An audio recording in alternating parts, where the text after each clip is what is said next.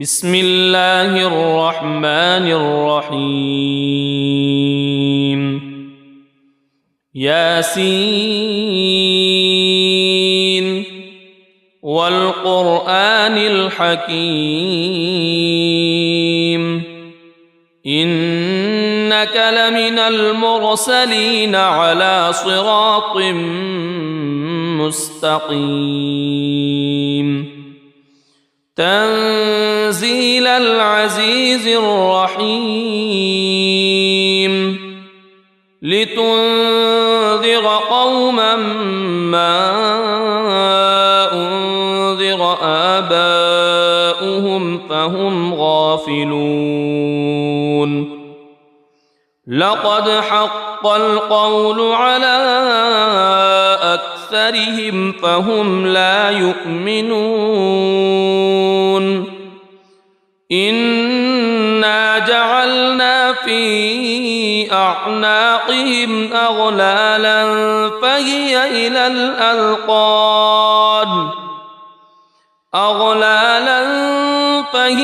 إلى الأذقان فهم مقمحون وجعلنا من بين أيديهم سدا ومن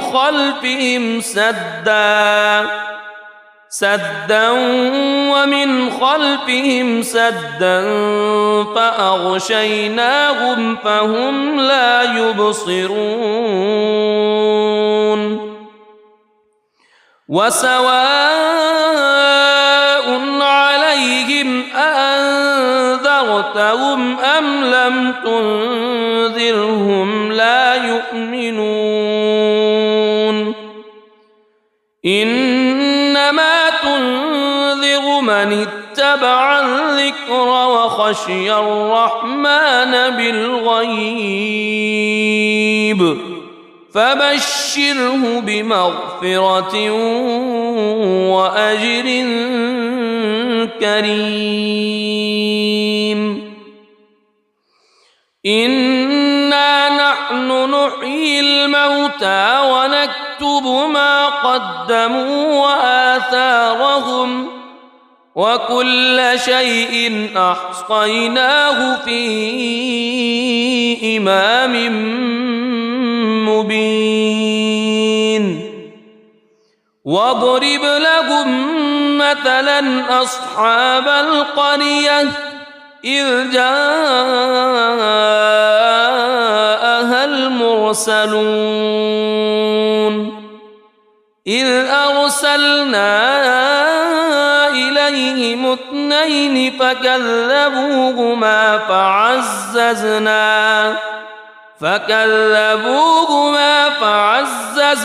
بثالث فقالوا إنا إليكم مرسلون قالوا ما أنتم إلا بشر مثلنا وما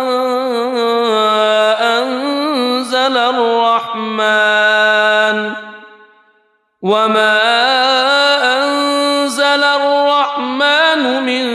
شيء إن أنتم إلا تكذبون قالوا ربنا يعلم إنا إليكم لمرسلون وما علينا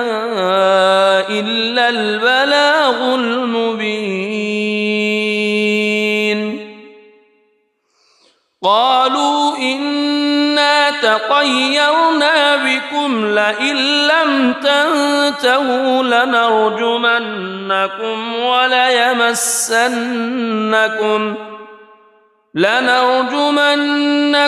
وليمسنكم منا عذاب أليم قالوا طائركم معكم أئن ذكرتم بل أنتم قوم مسرفون وجاء من أقصى المدينة رجل يسعى قال يا قوم اتبعوا المرسلين اتبعوا من لا يسألكم أجرا وهم مهتدون وما لي لا أعبد الذي فطرني وإليه ترجعون أأتخذ من دونه آلهة إن يردني الرحمن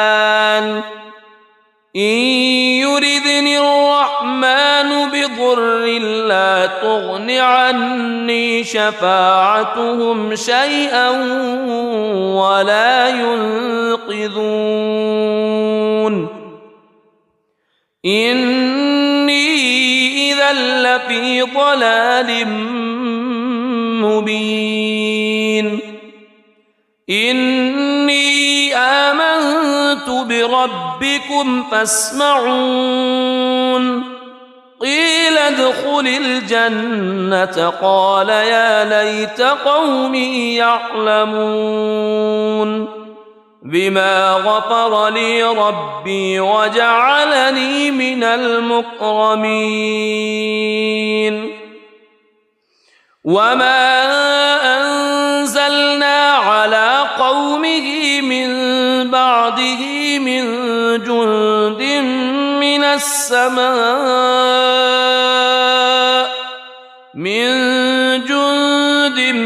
من السماء وما كنا منزلين إن كانت إلا صيحة واحدة فإذا هم خامدون يا حسرة على العباد ما يأتيهم من رسول إلا كانوا به يستهزئون ألم يروا كم أهلكنا قبلهم من القرون أنهم إليهم لا يرجعون وإن كل لما جميع لدينا محضرون وآية لهم الأرض الميتة أحييناها وأخرجنا منها حبا فمنه يأكلون وجعلنا فيها جنات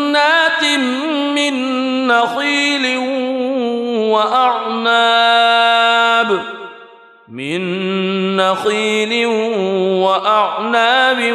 وفجرنا فيها من العيون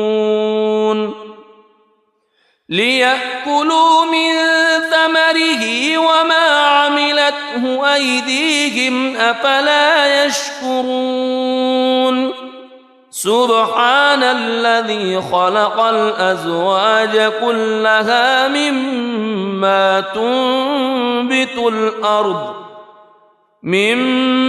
تنبت الأرض ومن أنفسهم ومما لا يعلمون وآية لهم الليل نسلخ منه النهار فإذا هم مظلمون والشمس تجري لمستقر لها ذلك تقدير العزيز العليم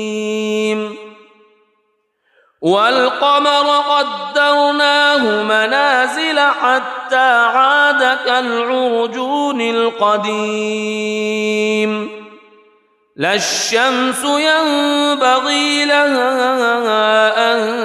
تدرك القمر ولا الليل سابق النهار وكل في فلك يسبحون وآية لهم أنا حملنا ذريتهم في الفلك المشحون وخلقنا لهم من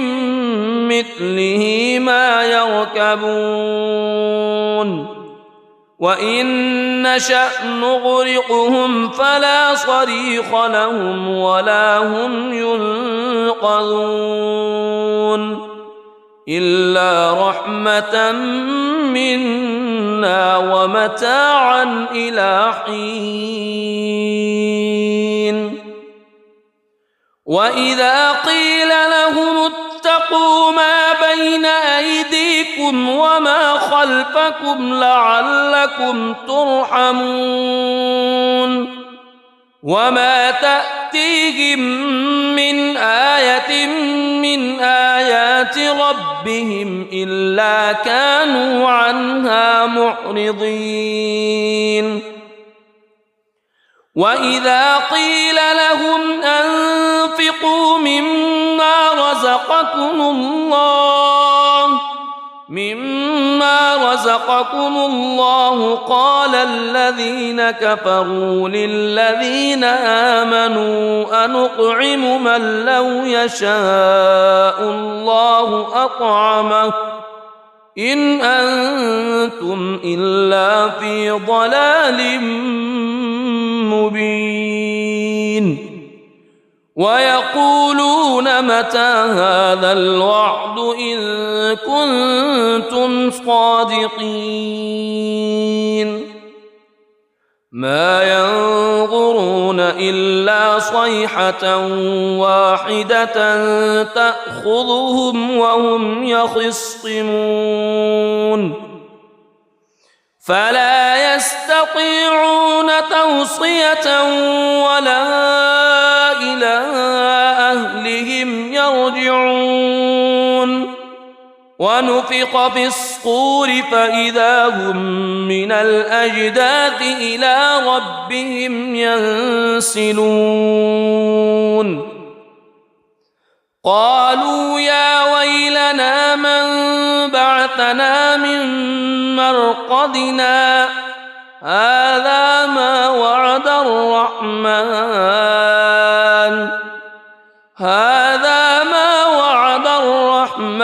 وصدق المرسلون إن كانت إلا صيحة واحدة فإذا هم جميع لدينا محضرون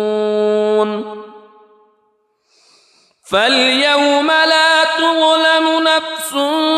شيئا ولا تجزون إلا ما كنتم تعملون إن أصحاب الجنة اليوم في شغل فاكهون هم وأزواجهم في ظلال على الأرائك متكئون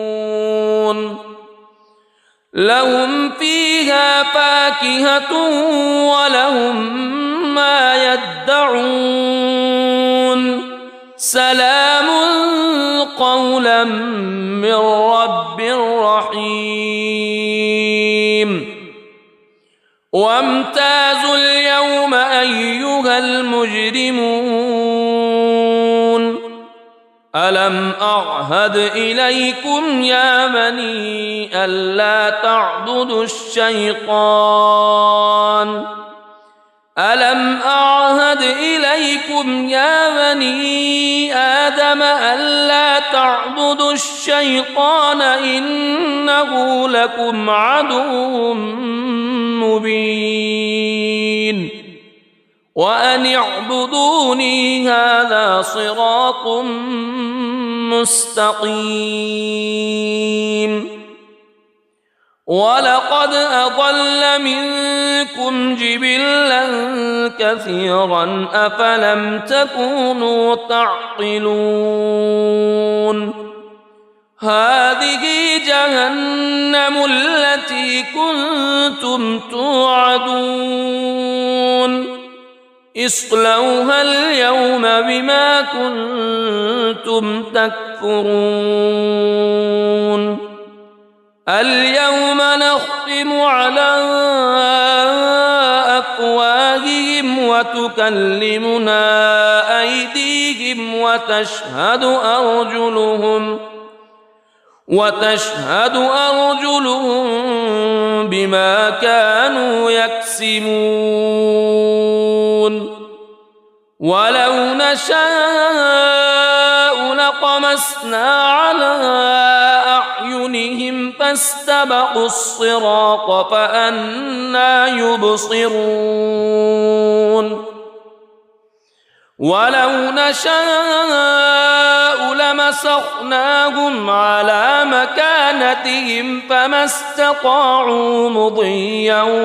ولا يرجعون ومن نعمره ننكسه في الخلق أفلا يعقلون وما علمناه الشعر وما ينبغي له إن هو إلا ذكر وقرآن مبين لينذر من كان حيا ويحق القول على الكافرين أولم يروا أنا خلقنا لهم مما عملت أيدينا أنعاما فهم لها مالكون وذللناها لهم فمنها ركوبهم ومنها يأكلون ولهم فيها منافع ومشارب أفلا يشكرون واتخذوا من دون الله آلهة لعلهم ينصرون لا يستطيعون نصرهم وهم لهم جند محضرون فلا يحزنك قولهم إنا نعلم ما يسرون وما يعلنون أولم ير الإنسان أنا خلقناه من نطفة فإذا هو خصيم مبين وضرب لنا مثلا ونسي خلقه قال من يحيي العظام وهي رميم قل يحييها الذي أنشأها أول مرة وهو بكل خلق عليم الذي جعل لكم من الشجر الأخضر نارا فإذا أنتم منه توقدون أوليس الذي خلق السماوات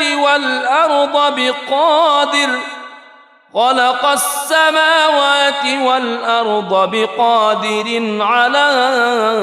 أن يخلق مثلهم بلى وهو الخلاق العليم إنما أمره إذا أراد شيئا أن يقول له كن فيكون فسبحان الذي بيده ملكوت كل شيء وإليه ترجعون بسم الله الرحمن الرحيم الرحمن علم القرآن خلق الإنسان علمه البيان الشمس والقمر بحسبان والنجم والشجر يسجدان والسماء رفعها ووضع الميزان ألا تطغوا في الميزان وأقيموا الوزن بالقسط ولا تخسروا الميزان والأرض وضعها للأنام فيها فاكهة والنخل ذات الأكمام والحب ذو العصف والريحان فبأي آلاء ربكما تكذبان خلق الإنسان من صلصال كالفخار وخلق الجان من مارج من نار فبأي آلاء ربكما تكذبان رب المشرقين ورب المغربين فبأي آلاء ربكما تكذبان مرج البحرين يلتقيان بينهما برزخ لا يبغيان فبأي آلاء ربكما تكذبان يخرج منهما اللؤلؤ والمرجان فبأي آلاء ربكما تكذبان وله الجوار المنشآت في البحر كالأعلام فبأي آلاء ربكما تكذبان كل من عليها فان ويبقى وجه ربك ذو الجلال والإكرام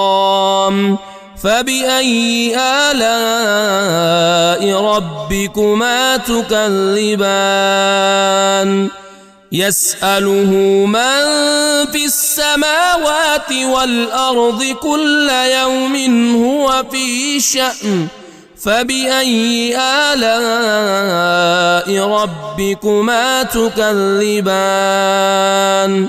سنفرغ لكم أيها الثقلان فبأي آلاء ربكما تكذبان يا معشر الجن والإنس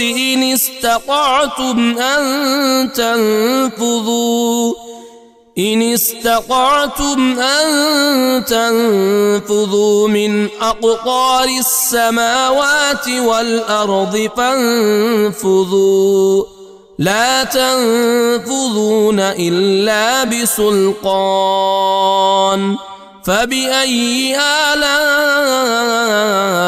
ربكما تكذبان يرسل عليكما شواظ من نار ونحاس فلا تنتصران فبأي آلاء ربكما تكذبان فإذا انشقت السماء فكانت وردة كالدهان فبأي آلاء ربكما تكذبان فيومئذ لا يسأل عن ذنبه إنس ولا جان فبأي آلاء ربكما تكذبان يعرف المجرمون بسيماهم فيؤخذ بالنواصي والأقدام فبأي آلاء ربكما تكذبان هذه جهنم التي يكذب بها المجرمون يطوفون بينها وبين حميم آن فبأي آلاء ربكما تكذبان ولمن خاف مقام ربه جنتان فبأي آلاء ربكما تكذبان ذواتا أفنان فبأي آلاء ربكما تكذبان فيهما عينان تجريان فبأي آلاء ربكما تكذبان فيهما من كل فاكهة زوجان فبأي آلاء ربكما تكذبان متكئين على فرش بطائنها من استبرق وجنى الجنتين دان فبأي آلاء ربكما تكذبان فيهن قاصرات الطرف لم يطمثهن إنس قبلهم ولا جان فبأي آلاء ربكما تكذبان كأنهن الياقوت والمرجان فبأي آلاء ربكما تكذبان هل جزاء الإحسان إلا الإحسان فبأي آلاء ربكما تكذبان ومن دونهما جنتان فبأي آلاء ربكما تكذبان مدهامتان فبأي آلاء ربكما تكذبان فيهما عينان نضاختان فبأي آلاء ربكما تكذبان فيهما فاكهة ونخل ورمان فبأي آلاء ربكما تكذبان فيهن خيرات حسان فبأي آلاء ربكما تكذبان حور مقصورات في الخيام فبأي آلاء ربكما تكذبان لم يطمثهن إنس قبلهم ولا جان فبأي آلاء ربكما تكذبان متكئين على رفرف خضر وعبقري حسان فبأي آلاء ربكما تكذبان تبارك اسم ربك ذي الجلال والإكرام. بسم الله الرحمن الرحيم. ياسين والقرآن الحكيم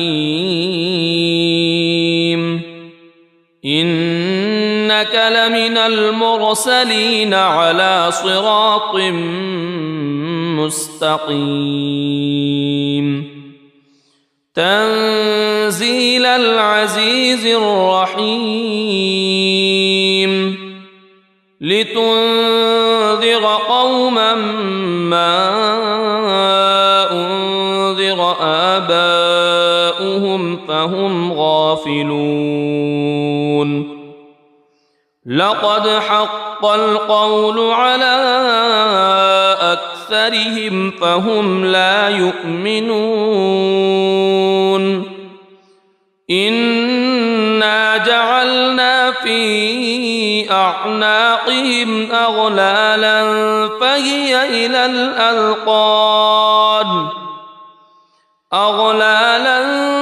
فهي إلى الأذقان فهم مقمحون وجعلنا من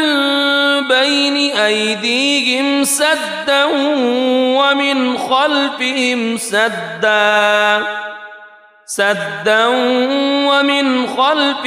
سدا فأغشيناهم فهم لا يبصرون وسواء عليهم أأنذرتهم أم لم تنذرهم لا يؤمنون إنما تنذر من اتبع الذكر وخشي الرحمن بالغيب فبشره بمغفرة وأجر كريم إنا نحن نحيي الموتى ونكتب ما قدموا وآثارهم وكل شيء أحصيناه في إمام مبين واضرب لهم مثلا أصحاب القرية إذ جاءها المرسلون إذ أرسلنا إليهم اثنين فكذبوهما فعززنا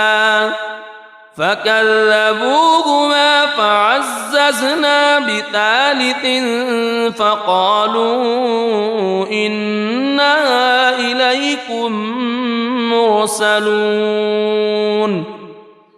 قالوا ما أنتم إلا بشر مثلنا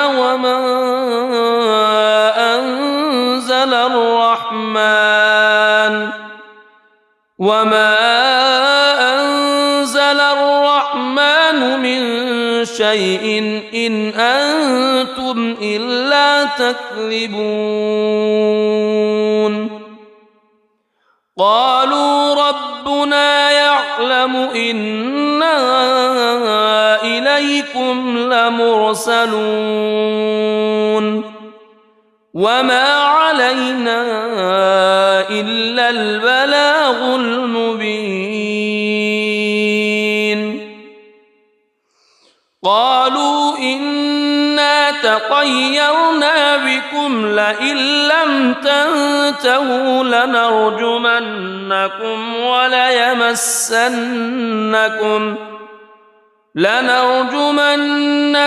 وليمسنكم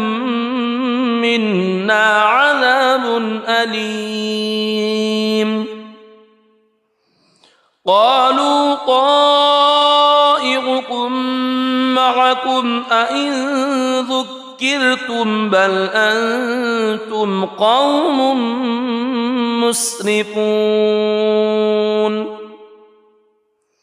وجاء من أقصى المدينة رجل يسعى قال يا قوم اتبعوا المرسلين اتبعوا من لا يسألكم أجرا وهم مهتدون وما لي لا أعبد الذي فطرني وإليه ترجعون أأتخذ من دونه آلهة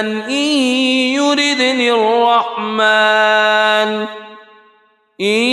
يردني الرحمن بضر لا تغن عني شفاعتهم شيئا ولا ينقذون إني إذا لفي ضلال مبين إني آمنت بربكم فاسمعون قيل ادخل الجنة قال يا ليت قومي يعلمون بما غفر لي ربي وجعلني من المكرمين وما أنزلنا على قومه من بعده من جند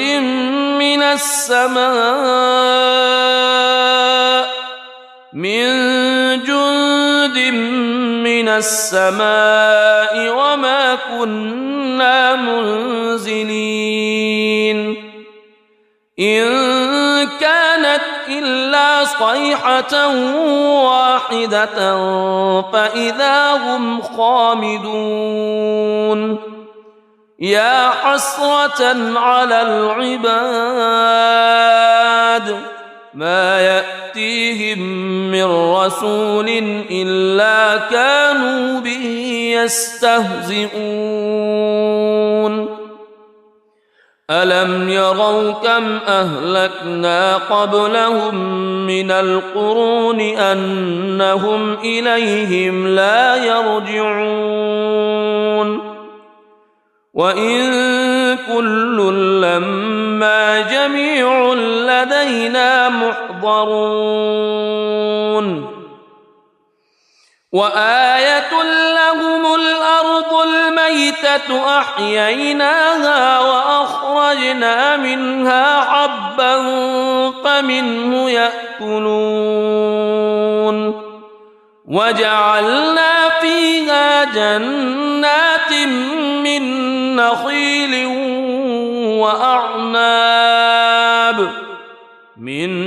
نخيل وأعناب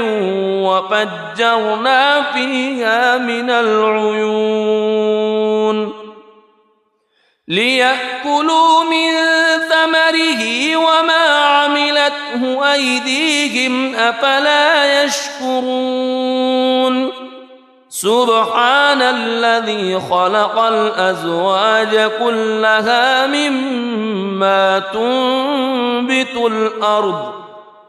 مما تنبت الأرض ومن أنفسهم ومما لا يعلمون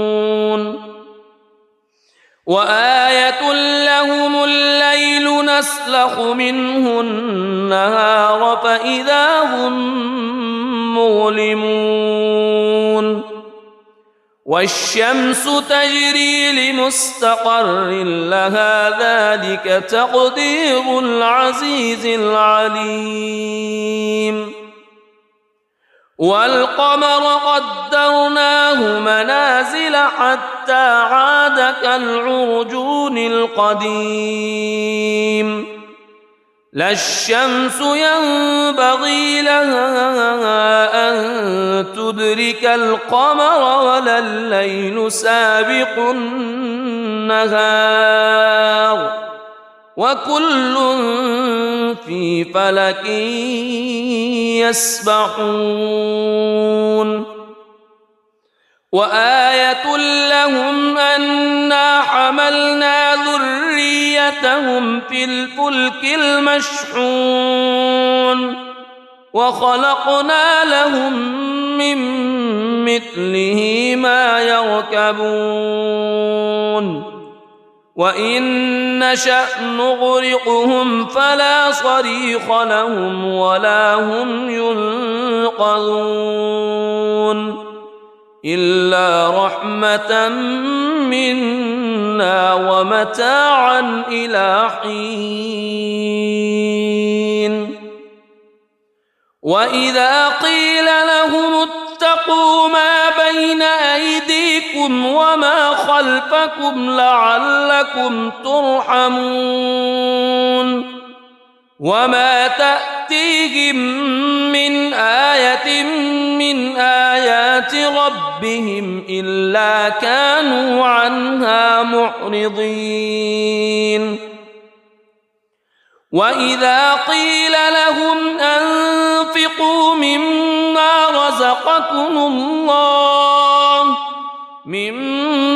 رزقكم الله قال الذين كفروا للذين آمنوا أنطعم من لو يشاء الله أطعمه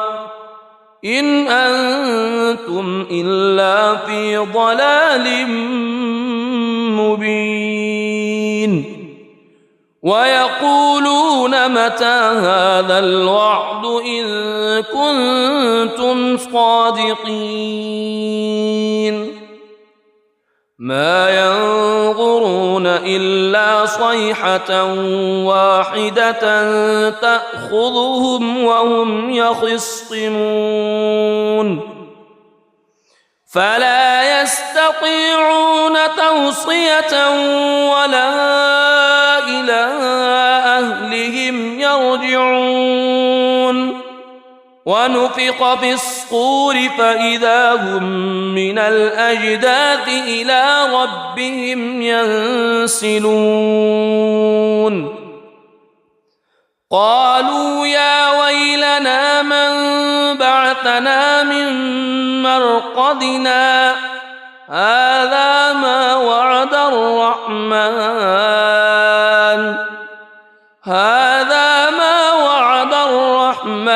وصدق المرسلون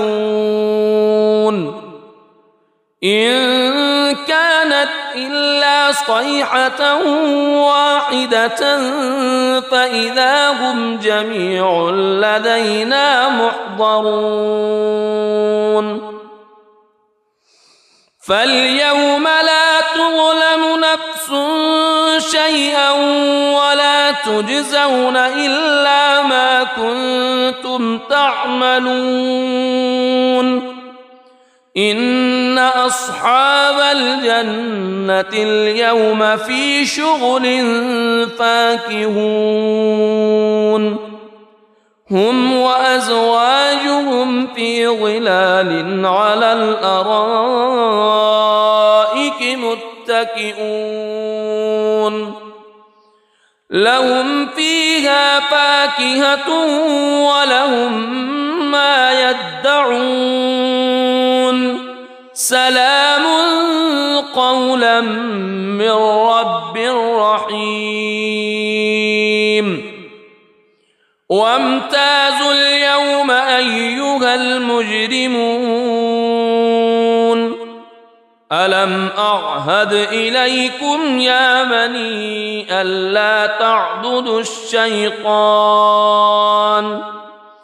ألم أعهد إليكم يا بني آدم ألا تعبدوا الشيطان إنه لكم عدو مبين وأن اعبدوني هذا صراط مستقيم ولقد أضل منكم جبلا كثيرا أفلم تكونوا تعقلون هذه جهنم التي كنتم توعدون اصلوها اليوم بما كنتم تكفرون اليوم نختم على أفواههم وتكلمنا أيديهم وتشهد أرجلهم بما كانوا يكسبون ولو نشاء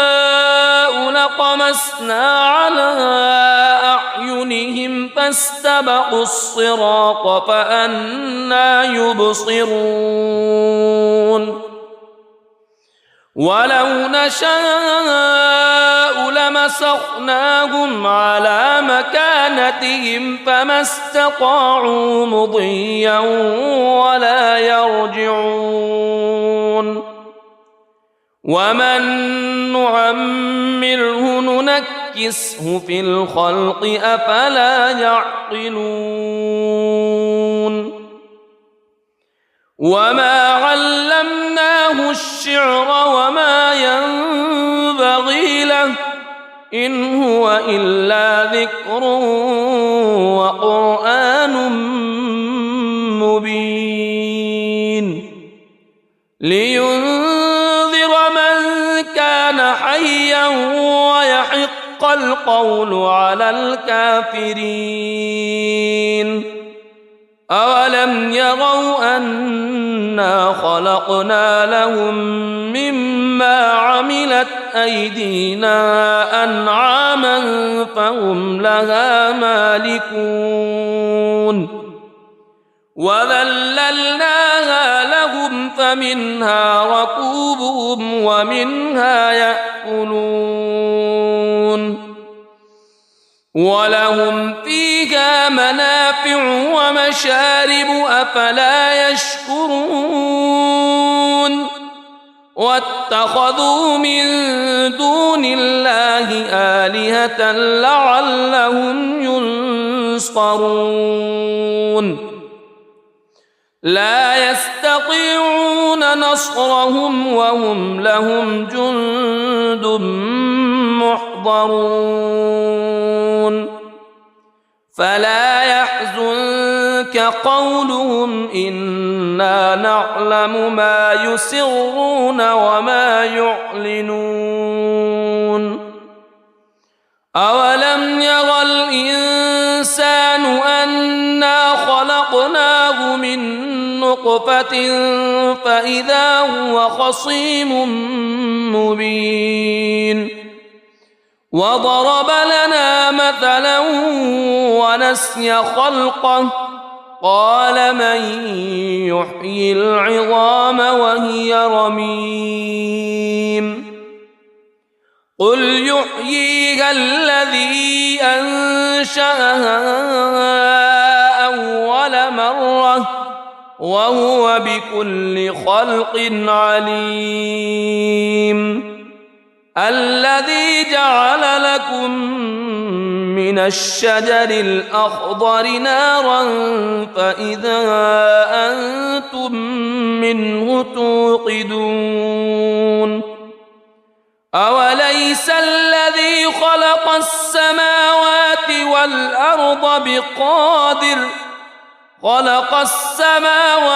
والأرض بقادر على أن يخلق مثلهم بلى وهو الخلاق العليم إنما أمره إذا أراد شيئا أن يقول له كن فيكون فسبحان الذي بيده ملكوت كل شيء وإليه ترجع. بسم الله الرحمن الرحيم. الرحمن علم القرآن خلق الإنسان علمه البيان. الشمس والقمر بحسبان والنجم والشجر يسجدان. والسماء رفعها ووضع الميزان ألا تطغوا في الميزان وأقيموا الوزن بالقسط ولا تخسروا الميزان. والأرض وضعها للأنام فيها فاكهة والنخل ذات الأكمام والحب ذو العصف والريحان. فبأي آلاء ربكما تكذبان. خلق الإنسان من صلصال كالفخار وخلق الجان من مارج من نار. فبأي آلاء ربكما تكذبان. رب المشرقين ورب المغربين. فبأي آلاء ربكما تكذبان. مرج البحرين يلتقيان بينهما برزخ لا يبغيان. فبأي آلاء ربكما تكذبان. يخرج منهما اللؤلؤ والمرجان. فبأي آلاء ربكما تكذبان. وله الجوار المنشآت في البحر كالأعلام. فبأي آلاء ربكما تكذبان. كل من عليها فان ويبقى وجه ربك ذو الجلال والإكرام. فبأي آلاء ربكما تكذبان. يسأله من في السماوات والأرض كل يوم هو في شأن. فبأي آلاء ربكما تكذبان. سنفرغ لكم أيها الثقلان. فبأي آلاء ربكما تكذبان. يا معشر الجن والإنس إن استطعتم أن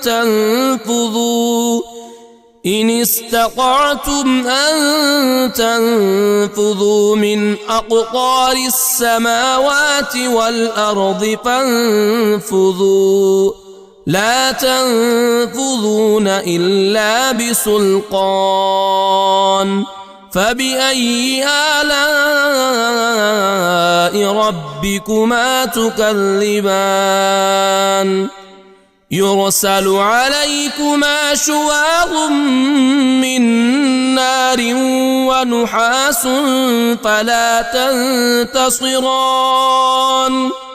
فبأي آلاء ربكما تكذبان.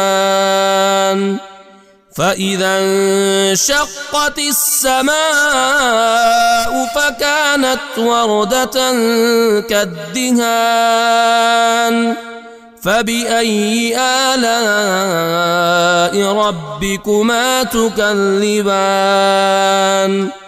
فيومئذ لا يسأل عن ذنبه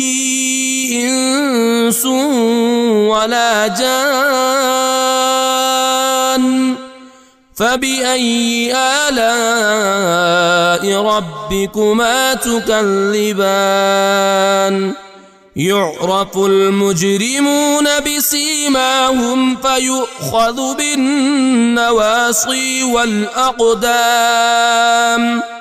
فبأي آلاء ربكما تكذبان هذه جهنم التي يكذب بها المجرمون يطوفون بينها وبين حميم آن فبأي آلاء ربكما تكذبان ولمن خاف مقام ربه جنتان فبأي آلاء ربكما تكذبان ذواتا أفنان فبأي آلاء ربكما تكذبان فيهما عينان تجريان فبأي آلاء ربكما تكذبان فيهما من كل فاكهة زوجان فبأي آلاء ربكما تكذبان متكئين على فرش بطائنها من استبرق وجنى الجنتين دان فبأي آلاء ربكما تكذبان فيهن قاصرات الطرف لم يطمثهن إنس قبلهم ولا جان فبأي آلاء ربكما تكذبان كأنهن الياقوت والمرجان فبأي آلاء ربكما تكذبان هل جزاء الإحسان إلا الإحسان فبأي آلاء ربكما تكذبان ومن دونهما جنتان فبأي آلاء ربكما تكذبان مدهامتان فبأي آلاء ربكما تكذبان فيهما عينان نضاختان فبأي آلاء ربكما تكذبان فيهما فاكهة ونخل ورمان فبأي آلاء ربكما تكذبان فيهن خيرات حسان فبأي آلاء ربكما تكذبان حور مقصورات في الخيام فبأي آلاء ربكما تكذبان لم يطمثهن إنس قبلهم ولا جان فبأي آلاء ربكما تكذبان متكئين على رفرف خضر وعبقري حسان فبأي آلاء ربكما تكذبان تبارك اسم ربك ذي الجلال والإكرام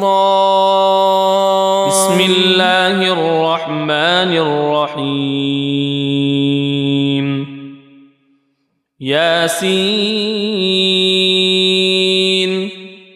والقرآن الحكيم إنك لمن المرسلين على صراط مستقيم تنزيل العزيز الرحيم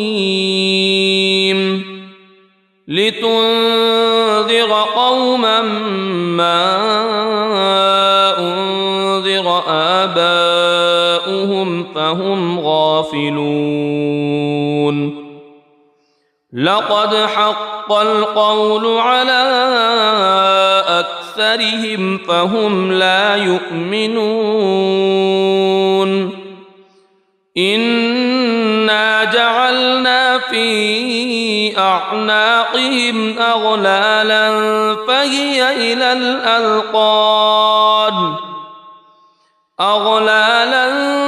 فهي إلى الأذقان فهم مقمحون وجعلنا من بين أيديهم سدا ومن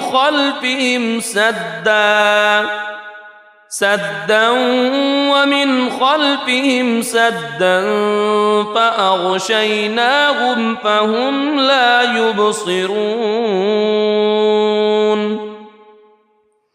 وسواء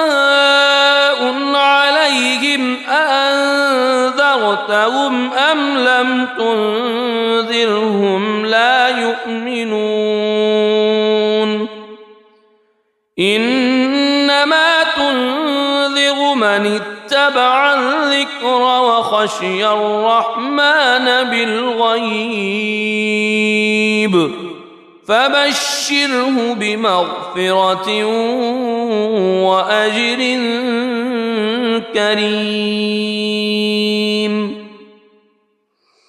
إنا نحن نحيي الموتى ونكتب ما قدموا وآثارهم وكل شيء أحصيناه في إمام مبين واضرب لهم مثلا أصحاب القرية إذ جاءها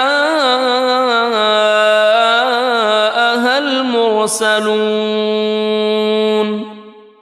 إذ أرسلنا إليهم اثنين فكذبوهما فعززنا بثالث فقالوا إنا إليكم مرسلون قالوا ما أنتم إلا بشر مثلنا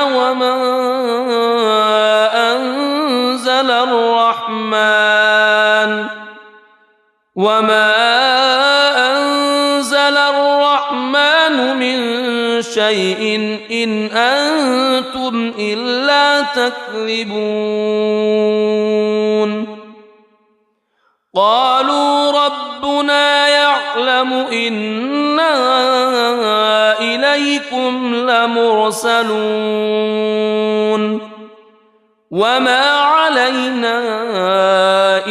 إلا البلاغ المبين قالوا إنا تطيرنا بكم لئن لم تنتهوا لنرجمنكم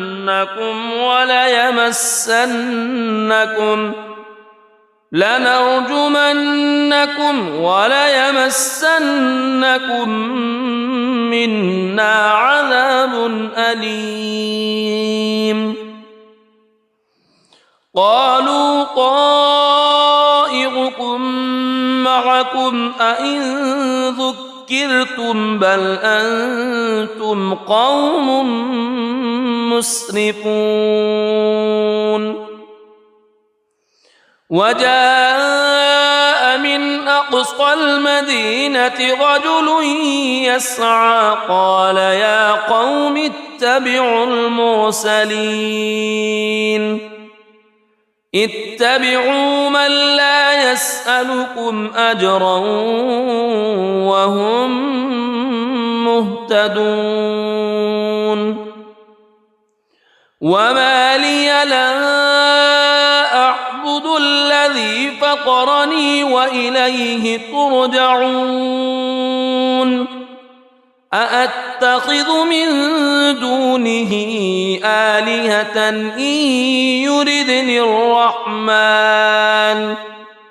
إن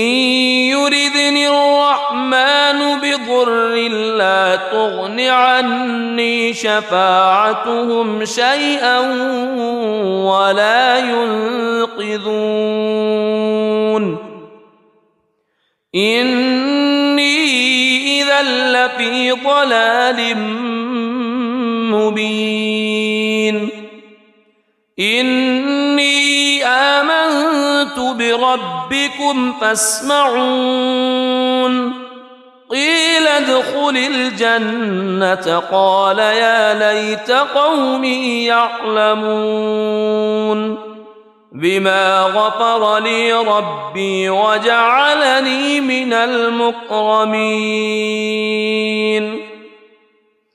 وما أنزلنا على قومه من بعده من جند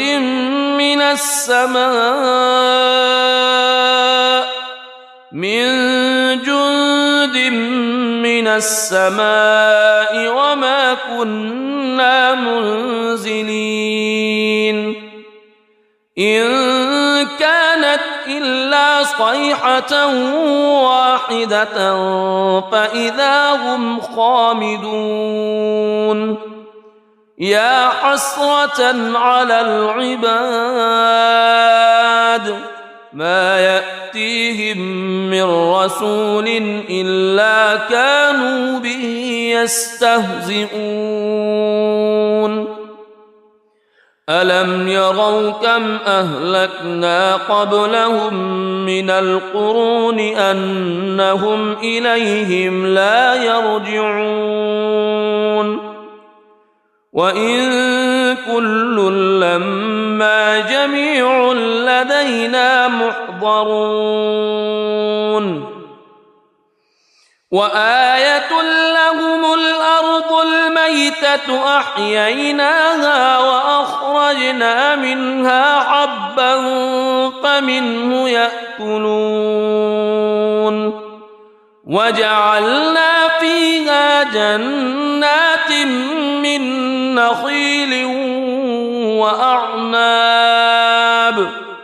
من نخيل وأعناب وفجرنا فيها من العيون ليأكلوا من ثمره وما عملته أيديهم أفلا يشكرون سبحان الذي خلق الأزواج كلها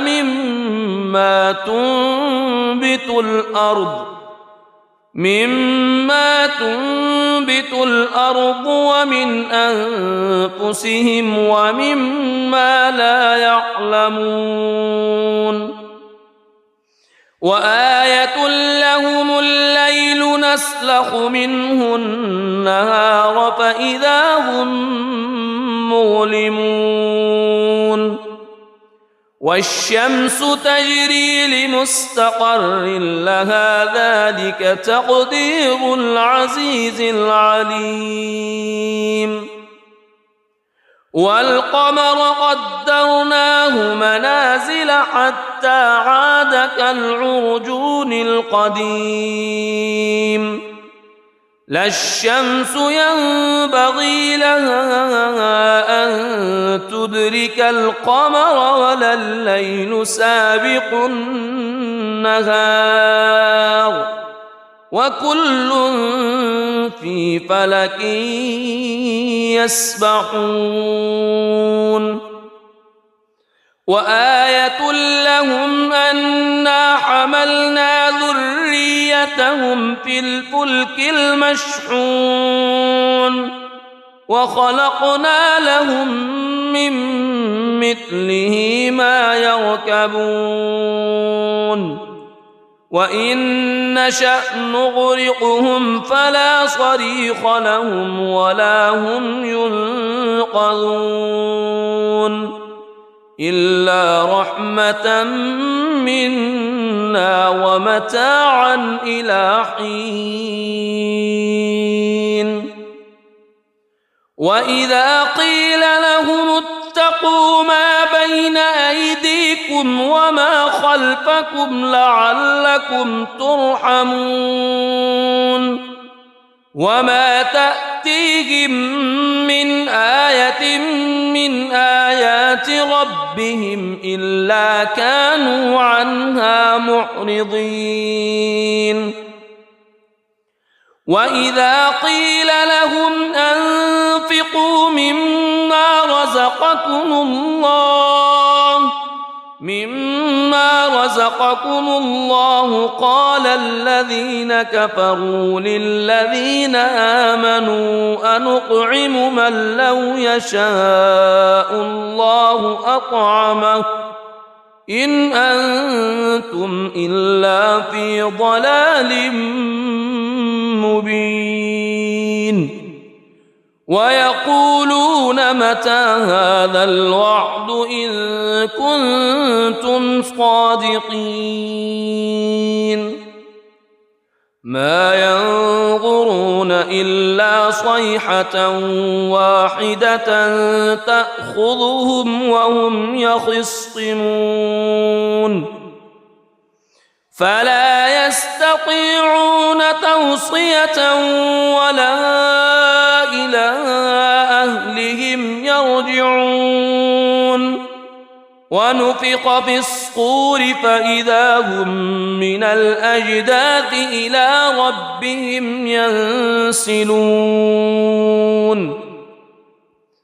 قالوا يا ويلنا من بعثنا من مرقدنا هذا ما وعد الرحمن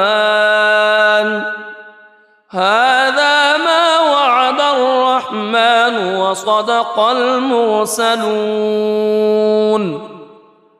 إن كانت إلا صيحة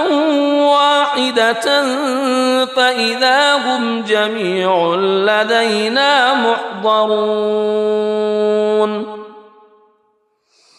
فاليوم لا تظلم نفس شيئا ولا تجزون إلا ما كنتم تعملون إن أصحاب الجنة اليوم في شغل فاكهون هم وأزواجهم في ظلال على الأرائك متكئون لهم فيها فاكهة ولهم ما يدعون سلام قولا من رب رحيم وامتازوا اليوم أيها المجرمون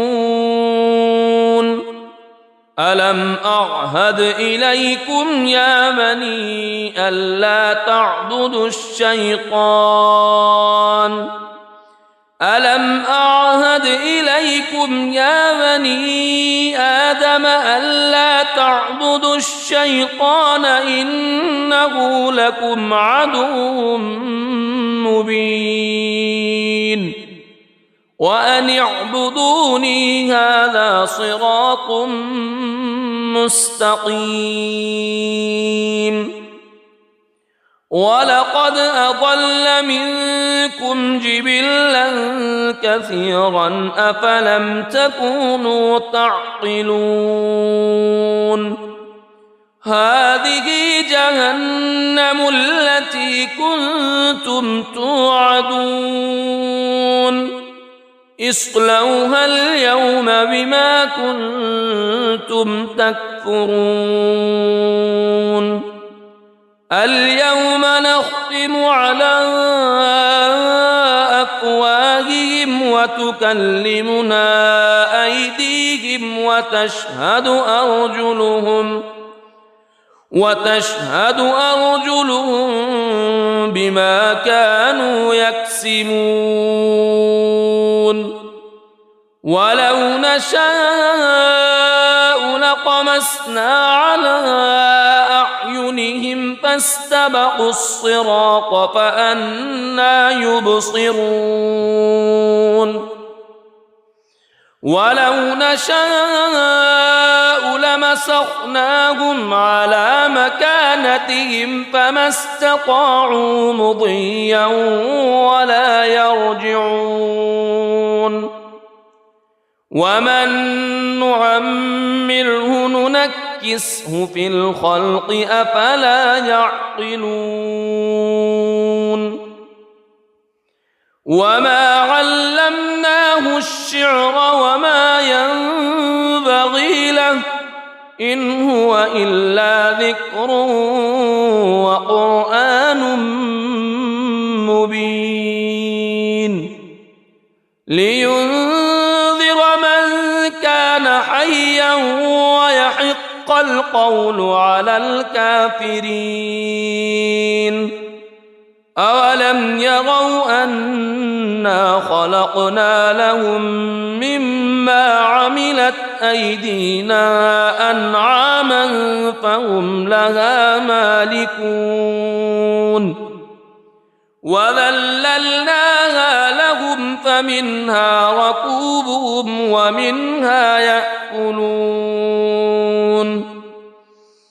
ولهم فيها منافع ومشارب أفلا يشكرون واتخذوا من دون الله آلهة لعلهم ينصرون لا يستطيعون نصرهم وهم لهم جند محضرون فلا يحزنك قولهم إنا نعلم ما يسرون وما يعلنون أولم يرى الإنسان أنا خلقناه من نطفة فإذا هو خصيم مبين وضرب لنا مثلا ونسي خلقه قال من يحيي العظام وهي رميم قل يحييها الذي أنشأها أول مرة وهو بكل خلق عليم الذي جعل لكم من الشجر الأخضر نارا فإذا أنتم منه توقدون أوليس الذي خلق السماوات والأرض خلق السماوات والأرض بقادر على أن يخلق مثلهم بلى وهو الخلاق العليم إنما أمره إذا أراد شيئا أن يقول له كن فيكون فسبحان الذي بيده ملكوت كل شيء وإليه ترجعون. بسم الله الرحمن الرحيم. الرحمن علم القرآن خلق الإنسان علمه البيان الشمس والقمر بحسبان والنجم والشجر يسجدان والسماء رفعها ووضع الميزان ألا تطغوا في الميزان وأقيموا الوزن بالقسط ولا تخسروا الميزان والأرض وضعها للأنام فيها فاكهة والنخل ذات الأكمام والحب ذو العصف والريحان فبأي آلاء ربكما تكذبان خلق الإنسان من صلصال كالفخار وخلق الجان من مارج من نار فبأي آلاء ربكما تكذبان رب المشرقين ورب المغربين فبأي آلاء ربكما تكذبان مرج البحرين يلتقيان بينهما برزخ لا يبغيان فبأي آلاء ربكما تكذبان يخرج منهما اللؤلؤ والمرجان فبأي آلاء ربكما تكذبان وله الجوار المنشآت في البحر كالأعلام فبأي آلاء ربكما تكذبان كل من عليها فان ويبقى وجه ربك ذو الجلال والإكرام فبأي آلاء ربكما تكذبان يسأله من في السماوات والأرض كل يوم هو في شأن فبأي آلاء ربكما تكذبان سنفرغ لكم أيها الثقلان فبأي آلاء ربكما تكذبان يا معشر الجن والإنس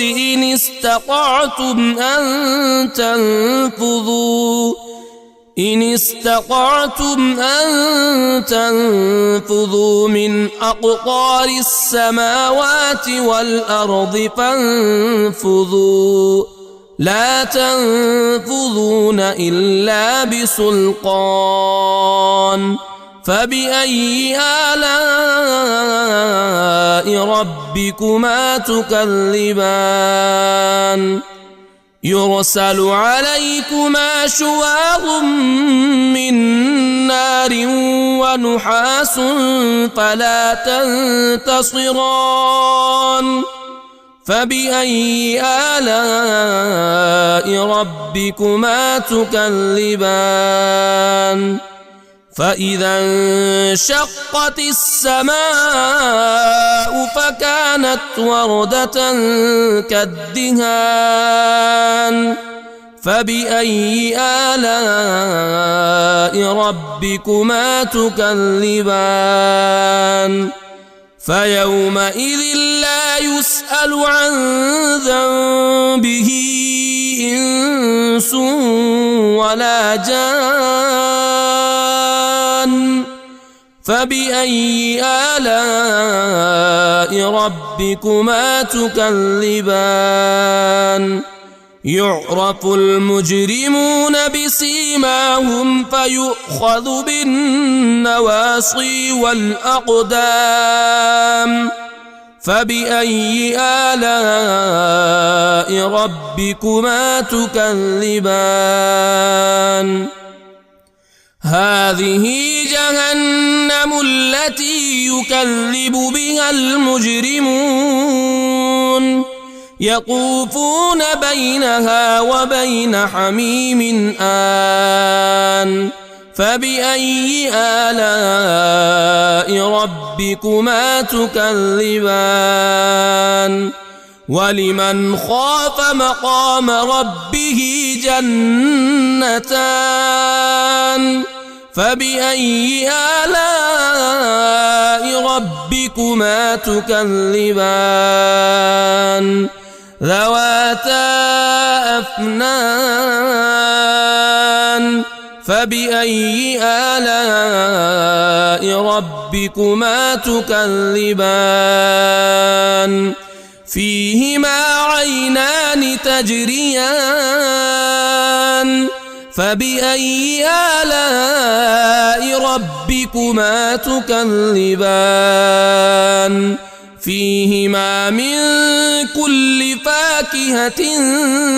زوجان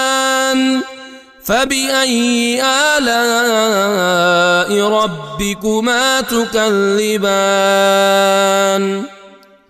متكئين على فرش بطائنها من استبرق وجنى الجنتين دان فبأي آلاء ربكما تكذبان فيهن قاصرات الطرف لم يطمثهن إنس قبلهم ولا جان فبأي آلاء ربكما تكذبان كأنهن الياقوت والمرجان فبأي آلاء ربكما تكذبان هل جزاء الإحسان إلا الإحسان فبأي آلاء ربكما تكذبان ومن دونهما جنتان فبأي آلاء ربكما تكذبان مدهامتان فبأي آلاء ربكما تكذبان فيهما عينان نضاختان فبأي آلاء ربكما تكذبان فيهما فاكهة ونخل ورمان رمان فبأي آلاء ربكما تكذبان فيهن خيرات حسان فبأي آلاء ربكما تكذبان حور مقصورات في الخيام فبأي آلاء ربكما تكذبان لم يطمثهن إنس قبلهم ولا جان فبأي آلاء ربكما تكذبان متكئين على رفرف خضر وعبقري حسان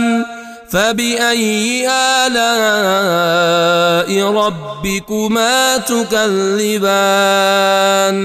تبارك اسم ربك ذي الجلال والإكرام.